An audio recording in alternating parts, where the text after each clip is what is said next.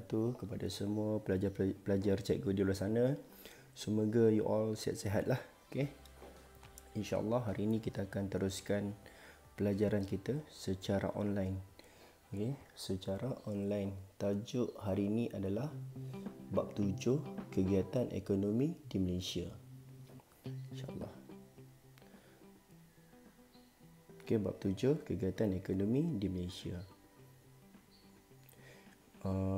Ini adalah latar belakang sedikit lagi. Malaysia telah mengalami beberapa fasa perubahan struktur ekonomi sejak merdeka. Kegiatan ekonomi memberi kesan terhadap pertumbuhan dan penguncupan ekonomi negara serta kehidupan rakyat. Tahukah anda jenis kegiatan ekonomi terdapat di Malaysia? Bagaimanakah bentuk taburan kegiatan ekonomi utama?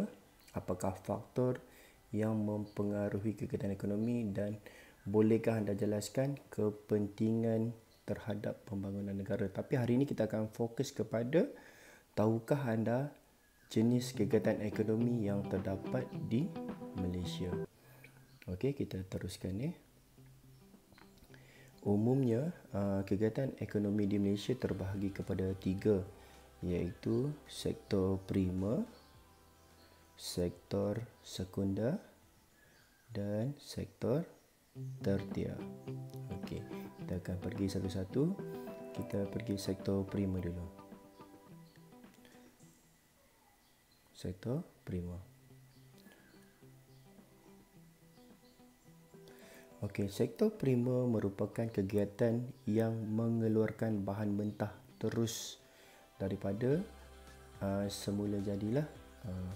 Itu adalah sektor primer. Apakah kegiatan ekonomi yang tergolong dalam sektor primer? Okey, dalam sektor primer ada beberapa kegiatan. Yang pertama adalah kegiatan pertanian. Okey. Seterusnya pembalakan, perikanan, perlombongan dan penternakan. Ada berapa ni? 1, 2, 3, 4, 5. Ada 5 kegiatan lah. Okey, kita lihat dalam sektor pertanian.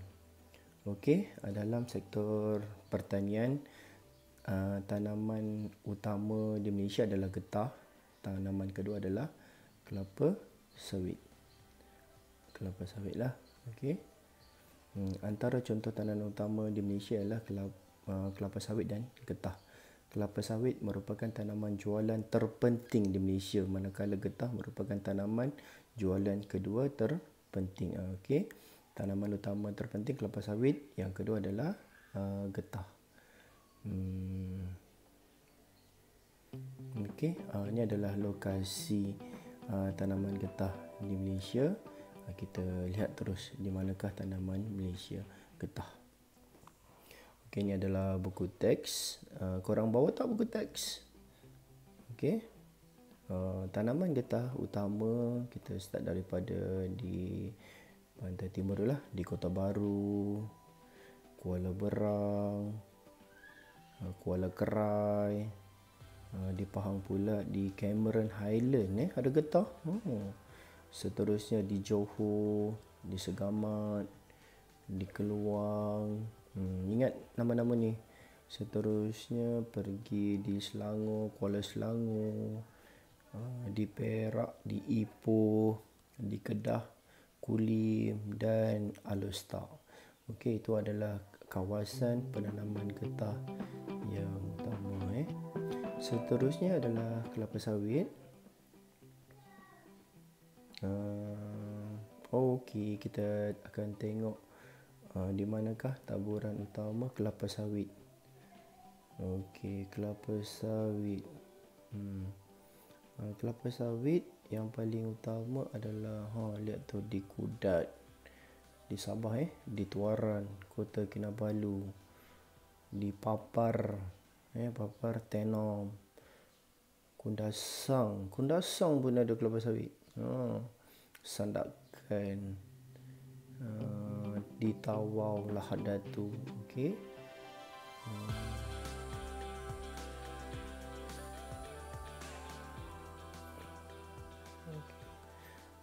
Itu adalah tanaman kelapa sawit. Okey, actually tanaman kelapa sawit juga paling banyak di Jengka lah. Di Jengka adalah kawasan peneroka felda kelapa sawit yang utama. Okey, kita teruskan. Ada juga sektor pembalakan. Okey, sektor pembalakan 50% daripada Sarawak, 30% daripada Sabah dan 20% sahaja daripada Semenanjung Malaysia. Lepas tu selain itu dalam sektor prima juga ada sektor perikanan, sektor perlombongan. Perlombongan yang kita dah belajar hari itulah. Petroleum dan sebagainya, gas asli kan.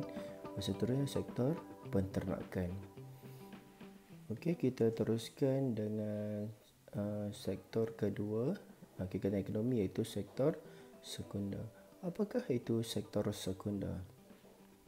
Sektor sekunder merupakan aktiviti ekonomi yang berasaskan bahan mentah, memberi keutamaan dalam menukarkan bahan mentah kepada barang siap kepada pengguna. Okey, secara umumnya sektor sekunder ni akan menukarkan bahan mentah kepada barang siap untuk diagihkan kepada pengguna.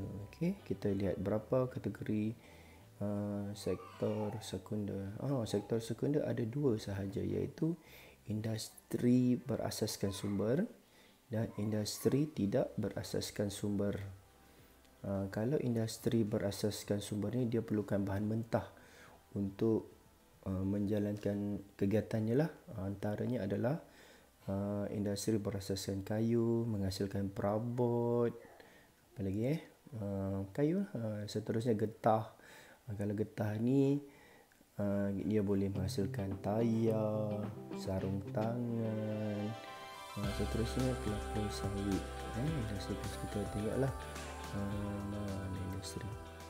Okey. Di sini ini adalah contoh industri berasaskan sumber. Industri berasaskan kayu contohnya perabot, papan lapis, kayu gergaji. Contohnya berasaskan getah, tayar, kasut, sarung tangan. Industri berasaskan kelapa sawit, minyak masak, sabun dan barangan kosmetik. Manakala contoh industri bukan berasaskan sumber adalah industri elektrik dan elektronik. Barang elektrik seperti penyaman udara, televisyen, barang elektronik seperti komputer, kamera. Dan satu lagi industri automotif. Automotif ni adalah kereta. Motosikal dia juga menghasilkan kereta, motosikal dan pemasangan van, lori serta truk. Okey, tak apa, kita teruskan melihat di manakah lokasi-lokasi perindustrian utama di Malaysia. Tu ada banyak tu. Okey, daripada 1 sampai ke 35 guys. Okey. Bermula di Langkawi. Okey, Kanggar, Alor, Gurun, Kulim, Perai, Bayan Lepas, Batu Kawan, Kemunting, Tasik, Tanjung Malim, Bukit Beruntung, Shah Alam dan sampailah banyak ada banyak guys, ada banyak. You all boleh tengok dalam buku teks. Dan lokasi-lokasi ini sangat penting dan biasa ditanya dalam peperiksaan. Okey, kalau di Sabah dan Sarawak ada sedikit je. Di Kota Kinabalu, Sandakan, Tawau.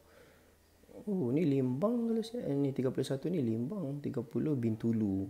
Industri gas asli terbesar di Asia Tenggara, manakala 29 adalah Kuching. Okey, kita teruskan.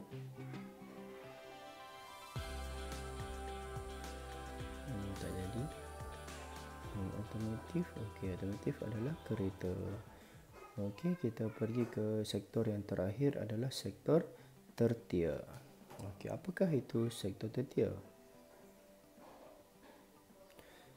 Sektor tertiar merupakan kegiatan ekonomi yang menawarkan pelbagai perkhidmatan.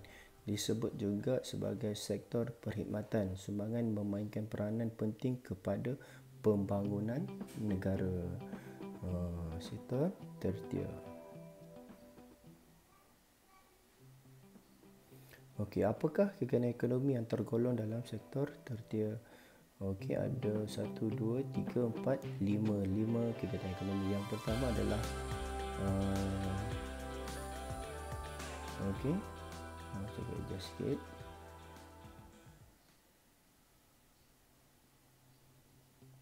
Okey, nice. Okey, yang pertama adalah sektor pelancongan. Sektor pelancongan. Sektor pelancongan.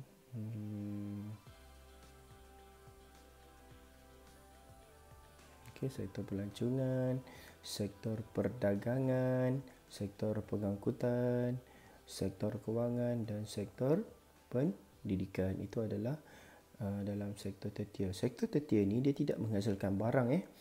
Sebaliknya dia hanya menyediakan servis perkhidmatan. Sebab tu sektor tertiar dikenali sebagai sektor perkhidmatan.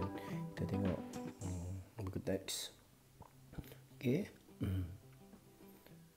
Dalam buku teks ni dia hanya menghuraikan sektor pelancongan. Kegiatan utama yang terpenting di Malaysia lah menyumbang kepada KDNK negara kita. Lihat tu, ni adalah kawasan pelancongan.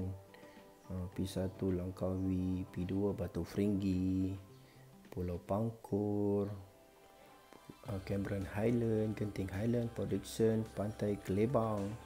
Di P7 di Production guys, di Production. Okey.